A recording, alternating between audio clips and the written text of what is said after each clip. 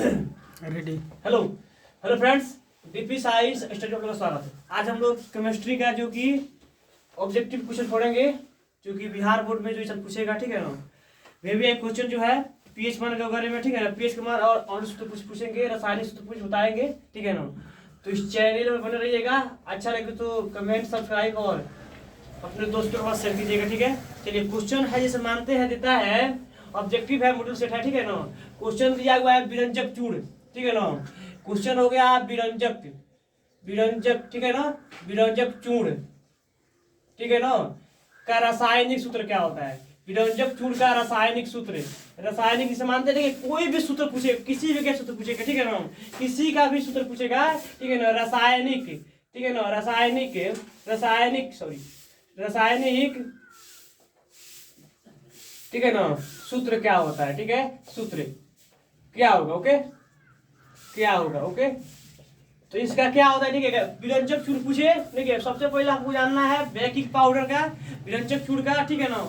और उसमें दिया हुआ है ग्लूकोज का रासायनिक सूत्र, चीनी का रासायनिक सूत्र, यूरिया का रासायनिक सूत्र क्या होता है। जितने भी है जिसे मानते हैं एग्जाम में दे देगा, विरंजक चूर्ण का रासायनिक सूत्र क्या होता है। ऑप्शन में तुम्हारा दिया रहेगा, ठीक है। ऑप्शन के साथ लिखेंगे, जैसे ऑप्शन लिखा हुआ है 1 नंबर में, ऑप्शन लिखा हुआ है आपके पास, ऑप्शन CaCl2 ऑप्शन हो गया।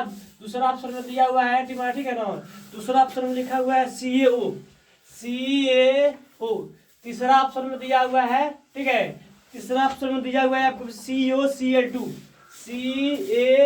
से मानते हैं दिया है CaOCl2, ठीक है ना। यहाँ पर दोनों एक जैसा दे दिया है, ठीक है ना। तो यहाँ पर 3 दिया है, ठीक है। इसमें देखना है। और चौथा नंबर हो गया कोई नहीं, ठीक है ना। दिया है कोई नहीं, ओके। यहाँ पर कोई नहीं, ठीक है। देखिए ऐसे ऑब्जेक्टिव पूछता है। तो क्या हमने बोला है, विरंजक चूर्ण का रासायनिक सूत्र क्या होता है। तो देखिएगा, विरंजक चूर्ण का रासायनिक सूत्र क्या होता है, CaCO2 होता है। हमको यही हमारा 1 नंबर यह हो जाएगा, मतलब कि यही हमारा C नंबर का हो जाएगा, तो हमारा आंसर होगा, ठीक है। क्वेश्चन देता है सगर्मर का रासायनिक सूत्र, देखिएगा सुनिएगा ध्यान से। सगर्मर, ठीक है ना। सगर्मर का रासायनिक सूत्र क्वेश्चन दिया है, सगर्मर का रासायनिक सूत्र क्या होता है। तो सगर्मर का रासायनिक सूत्र होता है, हम जानते हैं चूना पत्थर होता है, उसका रासायनिक सूत्र होता है CaCO3। यह VBI क्वेश्चन है, जो है ना, VBI क्वेश्चन है। यह हर साल पूछता है, हमारे बिहार बोर्ड एग्जाम में हर साल पूछता है, ठीक है। इसको सही से मतलब ध्यान से देखिएगा, ठीक है ना। इसको जो है VBI क्वेश्चन है। इस सगर्मर का सूत्र हर साल पूछता है, फर्स्ट सेटिंग में और सेकंड सेटिंग में, ठीक है। नेक्स्ट क्वेश्चन दिया हुआ है बेकिंग पाउडर का रासायनिक सूत्र क्या होता है। बेकिंग, ठीक है ना। बेकिंग पाउडर का रासायनिक सूत्र क्या होता है, जिसे मानते हैं देता है। इसमें क्वेश्चन दिया हुआ है बेकिंग पाउडर का अणु सूत्र पूछ रहा है, ठीक है ना। बेकिंग, सुनिएगा ध्यान से, बेकिंग, ठीक है ना। बेकिंग पाउडर, ठीक है ना, जो पाउडर होता है इसका अणु सूत्र क्या होता है। अणु सूत्र बेकिंग पाउडर का, ठीक है ना, अणु सूत्र ये क्या होता है, ठीक है ना। इसका अणु सूत्र क्या होता है, ध्यान से देखिएगा। देखिए इस ऑप्शन में दिया हुआ है, ठीक है ना, ध्यान से देखिएगा। Na2CO3, ठीक है ना, Na2CO3 पहले का ऑप्शन हो गया ए नंबर। बी में ऑप्शन दिया हुआ है, ठीक है, देखिएगा ध्यान से। बी में ऑप्शन दिया हुआ है आपके पास NaHCO3, ठीक है ना। सी में ऑप्शन दिया हुआ है आपके पास CaCO3 और डी में ऑप्शन दिया गया है कोई नहीं, ठीक है ना, कोई नहीं, ओके। देखिएगा ध्यान से देखिएगा, सब कोई जानता है बेकिंग पाउडर का रासायनिक सूत्र क्या होता है। ध्यान से देखिएगा, ये तो मेरा रासायनिक सूत्र किसका है, ये सगर्मर का रासायनिक सूत्र होता है, ठीक है ना। ये जो है सगर्मर का रासायनिक सूत्र है। लेकिन यहाँ पर देखिएगा सोडियम हाइड्रो यहाँ पर दिया है ना बेकिंग पाउडर, जो बेकिंग पाउडर होता है ये NaCO3, ये मेरा क्या है, यानी बेकिंग पाउडर का रासायनिक सूत्र ये होता है। जैसे पूछ देता है बेंजीन का सूत्र क्या होता है, मतलब वो दिया नहीं है, उसको देगा तो बताएंगे। दिया हुआ है ग्लूकोज का रासायनिक सूत्र, देखिए सब कोई जानता होगा, 8 क्लास में पढ़ा होगा कि ग्लूकोज का रासायनिक सूत्र क्या होता है। ग्लूकोज, देखिएगा ग्लूकोज तो होता है ना, सब कोई जानता है। ग्लूकोज का रासायनिक सूत्र सब कोई जानता है, C6H12O6 होता है। इसका रासायनिक सूत्र बताना नहीं पड़ेगा, ग्लूकोज का रासायनिक सूत्र सब किसी को पता होगा, ठीक है ना।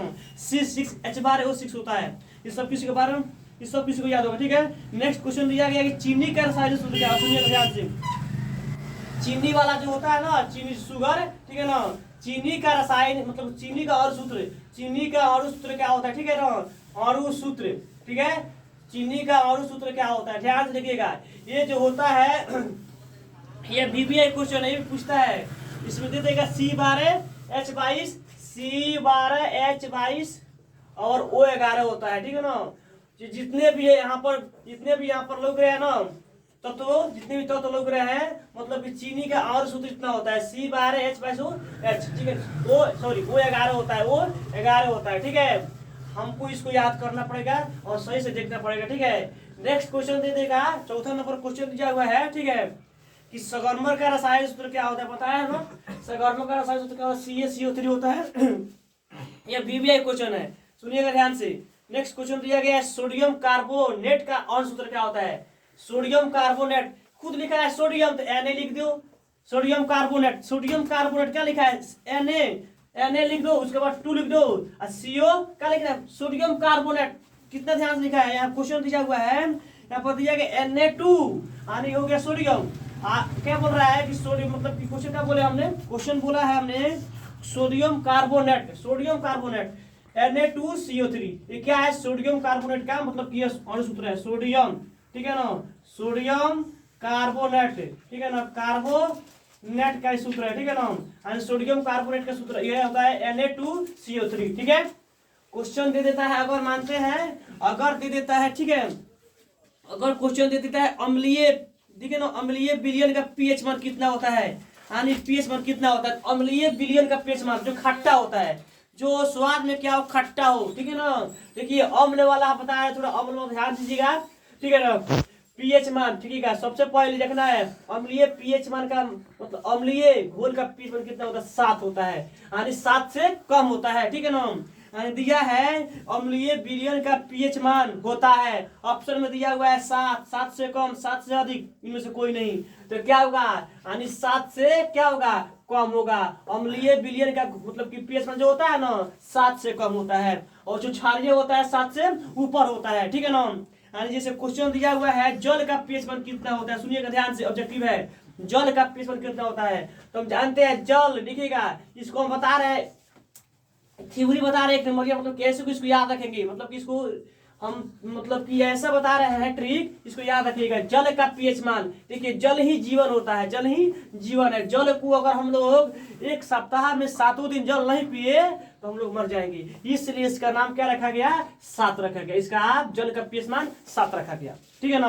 अब दे देता है, सुनिएगा ध्यान से, नेक्स्ट क्वेश्चन दिया हुआ है, ठीक है, कि दूध का पीएच मान क्या होता है, सुनिएगा ध्यान से।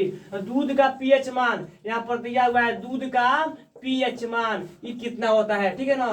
दूध का पीएच मान देखिए, सबसे पहले हम जानते हैं बड़े बड़े शहरों में या देहात वगैरह में जो यहाँ पर दूध नहीं मिलता है, वहां पर 60 से लेकर 70 के बीच में दूध बेचा जाता है, ठीक है ना।